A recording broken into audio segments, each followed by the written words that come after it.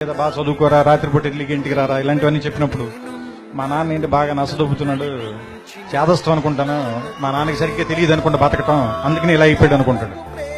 వీడికి ఒక 20 ఏళ్ళు 25 ఏళ్ళు వచ్చి ఒక అమ్మాయిని పెళ్లి చేసుకున్న తర్వాత ఒక ఫ్లాట్ రెంట్కి తీసుకోవటం, ఉద్యోగం చేయటం, నెలాఖరికి వచ్చేసరికి అప్పులు చేయాల్సి రావటం, బిల్స్ కట్టాల్సి రావటం, ఇలాంటప్పుడు నాన్న మనం మరీ అనుకున్నంత వేస్ట్ ఏం కాదనుకుంటే బాగానే మేనేజ్ చేసినట్టున్నాడు 4 పిల్లలు, కానీ మనకి దీనమ్మ ఇంకా ఒక్కడిని కూడా కనకుండానే ఇంత కష్టంగా ఉంది మనకి అనిపిస్తుంది.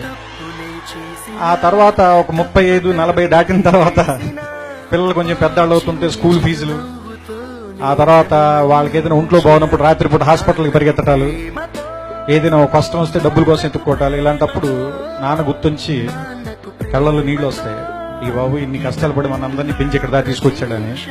కానీ మనం అది చెప్పేసరికి చాలా మంది నాన్నలు 2 రోజు చచ్చిపోతారు. అందుకని నా ఉద్దేశం ఏంటంటే నాన్న బతికుండగానే మనందరం థ్యాంక్స్ చెప్దాం.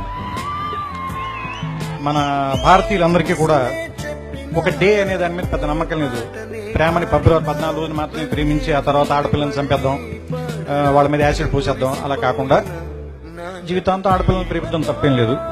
అలాగే అమ్మను కూడా సంవత్సరంలో ఒక రోజు ప్రేమించి మిగతా అన్ని రోజులు కంచాలు విసిరేసి తిట్టటాలవి కాకుండా అమ్మని జీవితాంతం ప్రేమిద్దాం. అలాగే నాన్నను కూడా ప్రపంచంలో సంవత్సరంలో 365 రోజులు ఒక రోజు కాకుండా 365 రోజులు గుర్తు తెచ్చుకుందాం. అంటే నా ఉద్దేశం it's an vote to father.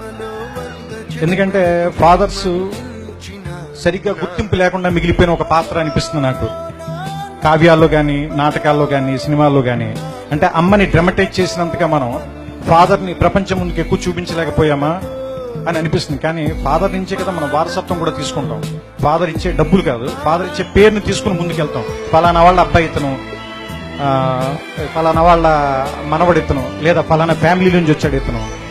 So అంటే ఫాదర్ దగ్గర నుంచి మనం ఇన్ని తీసుకున్నప్పుడు, ఫాదర్ దగ్గర నుంచి మనం సంస్కారం తీసుకున్నప్పుడు ఫాదర్కి తిరిగి మనం ఏమి ఇవ్వగలం? కృతజ్ఞత. ఫాదర్ కృతజ్ఞత కోరి మనం పెంచడు కదా, మరి ఏమిద్దాం? ఒక జ్ఞాపకంగా గుర్తుపెట్టుకున్నాం, మర్చిపోతాం.